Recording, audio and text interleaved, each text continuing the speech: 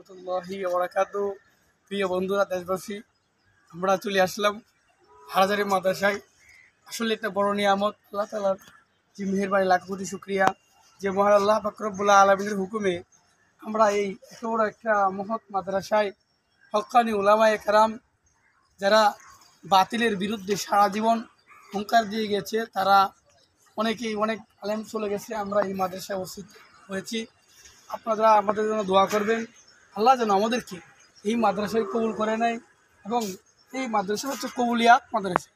এই মাদ্রাসার মধ্যে যত ছাত্র একবার ভিতরে ঢুকেছে, আমরা শুনিনি যে ওই ছাত্রটা ফিরত গেছে, কিন্তু আল্লাহ তাআলা প্রত্যেককে কবুল করেছে। কবুলিয়াত মাদ্রাসা, এই জন্য মাকবুলিয়াত মাদ্রাসা আমরা এসেছি, আল্লাহর কাছে ফরিয়াদ করতেছি আমার বন্ধু আউয়াল বিন হুসাইনি কেউ যেন আল্লাহ কবুল করে। আর আমাদের মন সে আলাদাই ভরে গেছে। অনেক সুন্দর মনোরম দৃশ্য দেখেন, সাততলা মসজিদ, অনেক সুন্দর একটা মসজিদ, পাশে মাদ্রাসা, অনেক কিছু আছে, খানকা, অনেক কিছু আছে। ওর পাশে হচ্ছে আমাদের হযরত আল্লামা শাহ আহমদ মশিউর রহমতুল্লাহ আলাইহির ওই কবর, ওনার কবর, যেই কবরের মধ্যে আমরা জিয়ারত করেছি। কিন্তু কবরটা অনেক সুন্দর। এবং আল্লামা নূর আহমদ শাহ, আল্লামা বাবা হুজুর দামাত বরকাতুহু মাদাজিল আলিয়া, ওনার কবরও জিয়ারত করেছি।